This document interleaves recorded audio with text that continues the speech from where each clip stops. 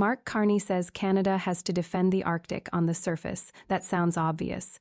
Most people would hear that and instantly agree. But the real story starts one layer below the slogan, because inside Canada's Arctic buildout is a project that official government pages describe as strategically important, commercially significant, and potentially transformative for the North. We're talking about a road, a port, and an airfield tied to a mineral-rich corridor in Nunavut. That alone would be big. But then you go one step deeper, and a company connected to the mine development side of that corridor says the infrastructure is key to unlocking its project. And that same company says its major shareholder is China Minmetals, a Chinese state-owned enterprise that is not internet gossip, that is not some anonymous leak, that is the kind of detail sitting in plain sight in public documents while most people are still arguing about the thumbnail. And timing matters here. This is not unfolding in some quiet diplomatic moment where nobody is paying attention. It is happening while the broader U.S. Canada relationship is tense, active, and under pressure. Reuters reported that U.S. Trade Representative Jamieson Greer said Canada still has unresolved issues in OSMCA talks and that not all issues will likely be resolved by July 1st. So when you put those pieces together, this stops looking like some isolated northern infrastructure story. Suddenly, Arctic sovereignty, critical minerals, trade leverage, foreign ownership concerns, and North American strategy are all colliding at once. That is what makes this story so explosive, not because it needs crazy rhetoric, not because it needs conspiracies. It matters because the core ingredients are already dramatic enough on their own, and once people realize how many moving parts are sitting on the same chessboard, the whole thing starts to feel a lot bigger than a road in the Arctic. Before we go any further, this is the question underneath everything. If Ottawa is going to spend billions in the Arctic, who is supposed to benefit first? Is it local communities, local infrastructure, local services, and long-term northern resilience?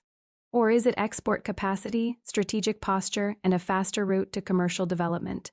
Because that's really the heartbeat of this whole debate, and to do this honestly, we have to separate the verified story from the exaggerated one. The exaggerated version says China secretly pulled off some massive Arctic takeover and the U.S. got blindsided. That version is too loose. The verified version is sharper. Canada is advancing strategic Arctic infrastructure that could materially benefit a corridor linked to a mine developer whose major shareholder is a Chinese state-owned enterprise. That is a real policy tension. That is a real strategic question. And frankly, it is serious enough without adding anything fake on top of it. Now step back and look at the scale of what Canada is doing. Prime Minister Carney's Arctic agenda is not a symbolic gesture. Reuters described it as part of a broader push to increase Canada's presence in its mineral-rich Arctic territory. Reuters also reported that Canada is spending more than $35 billion to boost military spending and take control of its Arctic territory, driven in part by a more dangerous world, rising geopolitical competition, and the strategic importance of the North. The Prime Minister's own background material described multiple nation-building projects tied to Arctic strategy, with billions in investment and thousands of construction jobs. So this is not a sleepy local announcement. This is an attempt to redraw Canada's northern posture in a much more serious way. And once a government starts moving at that scale, every corridor, every runway, every port, every partnership, and every beneficiary matters more than it would in normal times. At the center of this sits the Grays Bay Road and Port Project. According to Canada's Major Projects Office, it is a proposed all-season road from the Nunavut border to a deepwater port and airfield on the Arctic Ocean. The official description says the export terminal and airstrip could have dual-use civilian-military potential. It also says that together with the Arctic Economic and Security Corridor, the project would create critical export links and help establish the first all-season road linking Nunavut to the national highway system. Think about how much is packed into that one description. A deep-water port and Arctic airfield, export capability, national highway linkage, dual-use potential. This is not cosmetic infrastructure. This is strategic infrastructure. It changes logistics. It changes mobility. It changes commercial viability. It changes what can move, how fast it can move, and who can reach the region more effectively. That is why people are fixating on it.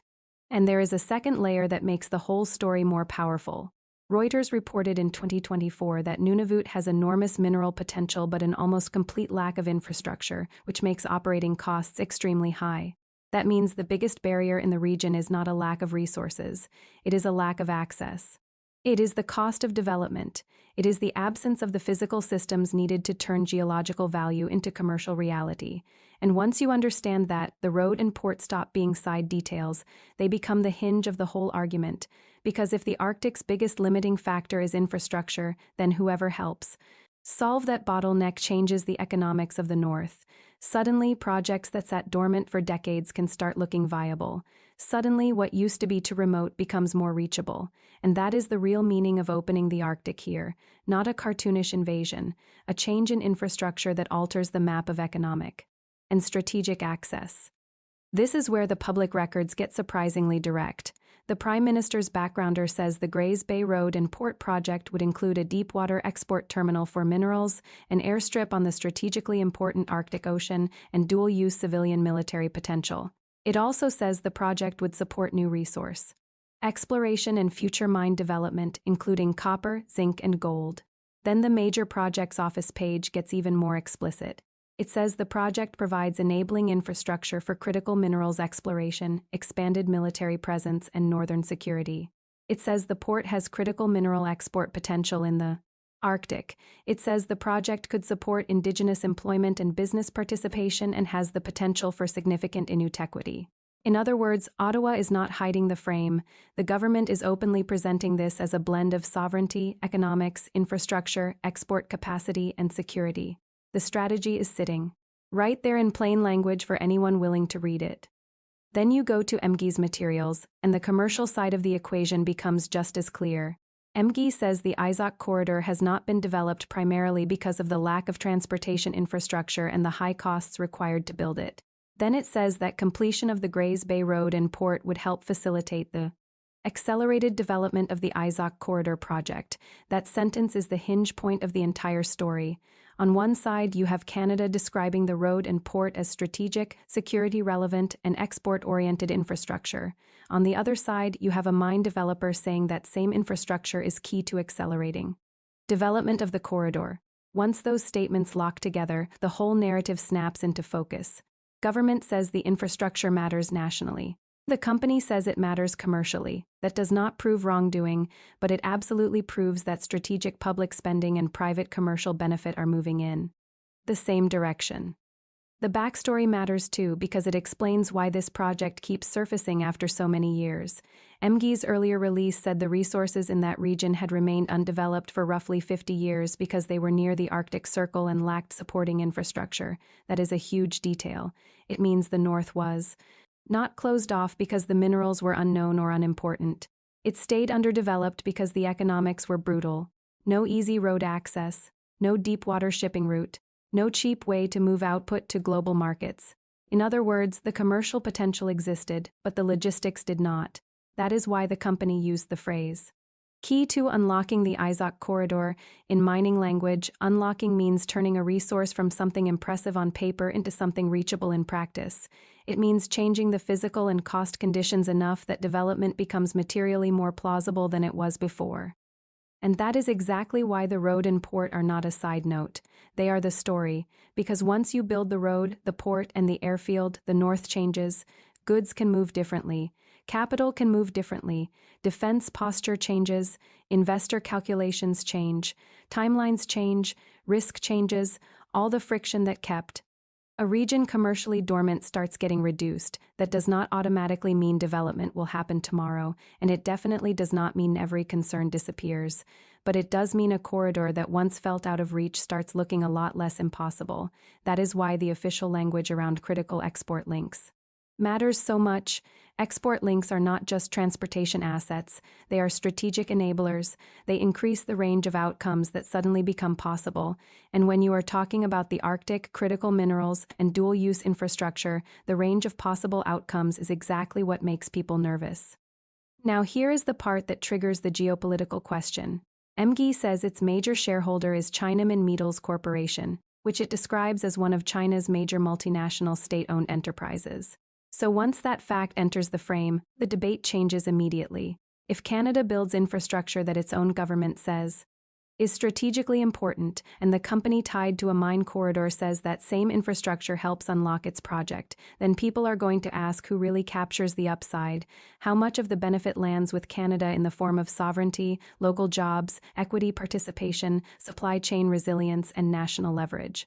And how much of the commercial de-risking ends up benefiting a project linked to a company backed by a Chinese state-owned enterprise? That is not an irrational question. In fact, it is the most logical question in the world once you lay the documents next to each other. The point is not to shout takeover. The point is to ask where the value, control, and strategic benefit really flow. And Canada's own record shows this concern is not made up. Reuters reported that Ottawa rejected Shandong Gold Mining's bid for a local gold producer in 2020 amid concerns about a Chinese state-owned entity operating in the Arctic. That tells you something important. Canada already recognizes that Arctic ownership and foreign state influence can cross into national security territory, so there is an obvious tension here.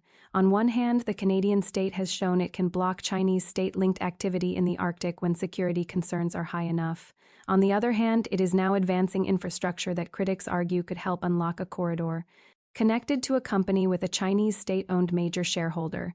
Whether Ottawa believes those situations are meaningfully different is exactly the kind of thing the public deserves to hear explained clearly, because from the outside, people see both facts at once and naturally start asking whether Canadian strategy is fully aligned with Canadian messaging. That brings us to the human question: what do people in the North actually get out of this? Officially, the answer is not nothing. Canada says the project could create Indigenous employment and business opportunities. The Major Projects Office says it has the potential for significant Inuit equity. The project is being delivered through West Kitikmeot Resources Corporation, a partnership involving the Kitikmeot Inuit Association, and private investors. So a fair rewrite cannot repeat the absolute claim that locals get zero. The official position is clearly that there is Indigenous participation built into the structure, and that matters. But that does not end the argument, because official benefit language and lived local experience are not always the same thing. And this is where on-the-ground reporting changes the tone of the conversation. Once you move from press releases to real northern conditions, the emotional balance of the story becomes much more complicated. Reuters reporting from the north showed exactly that complexity. Some residents and leaders welcome the strategic attention, the infrastructure ambition, and the possibility of long-term investment. Others are asking why Ottawa can suddenly move at speed when the subject is military posture, export corridors, or high-level Arctic strategy, but the same urgency seems harder to find when the issue is basic services, local resilience, healthcare access, or community needs. Reuters described communities dealing with severe access limits and weak service conditions that creates a trust problem, because if people feel the state arrives quickly for strategy but slowly for daily life, then every nation-building promise is going to be filtered through skepticism. That is why this debate is so sensitive. It is not just about whether development happens. It is about sequencing. Do communities get stronger first? Or do corridors get faster first? That distinction shapes whether this feels like empowerment or extraction. Reuters also reported a specific concern tied to the Grays Bay Road and Port project. Some locals worry construction could damage caribou migration before environmental impacts are fully resolved. That matters because it turns the story from an abstract geopolitical puzzle into a direct question about food systems, culture, ecology, and daily life. So the cleanest emotional framing here is not development versus no development, it is this. If Canada is finally going to build the Arctic seriously, does it do so in a way that makes local communities visibly stronger, safer, richer, and more resilient first? Or does it mainly make movement, extraction, and strategic access easier first, while communities are asked to trust that their share comes later? That is the two-path tension sitting under everything. Path 1 says the North gets built with the people living there at the center. Path 2 says the route gets built, the value starts moving, and the hardest local arguments begin after the big decisions are already locked in. Now widen the frame, because the original competitor script tried to do that too, just with way less discipline. The Alto high-speed rail story is a good example. The reckless version of that beat tries to use the controversy as blanket proof that every big project in Ottawa is corrupt. That is not a safe claim, the careful version is stronger. CBC reported that Conservatives asked the Ethics Commissioner to investigate Finance Minister François-Philippe Champagne over the involvement of his partner, Anne-Marie Gaudet, in Alto, the Crown Corporation behind the high-speed rail project. CBC also reported that Carney defended Champagne, saying he had followed the rules, notified the Ethics Commissioner, and recused himself from Alto-related dealings. So the official line is straightforward: the rules were followed, the recusal happened, and the project continues. That is the verified position, and it has to be stated that way if you want to keep credibility intact. But CBC also showed why the story did not just vanish.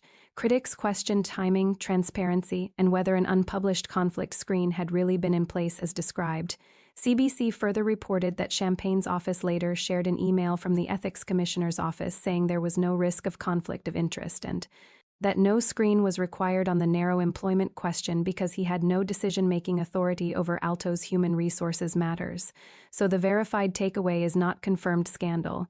It is that there is a live political ethics controversy, an official defense, and an institutional response saying no conflict existed under that specific interpretation.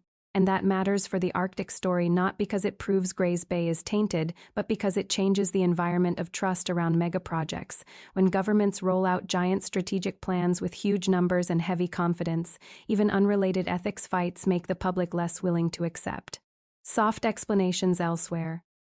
Now come back to Washington, because the U.S. angle in the title can be rewritten in a cleaner, more credible way. Reuters reported that Jamieson Greer said the Trump administration would try to resolve as many OSMCA problems as possible before July 1st, but that talks would likely continue past that deadline.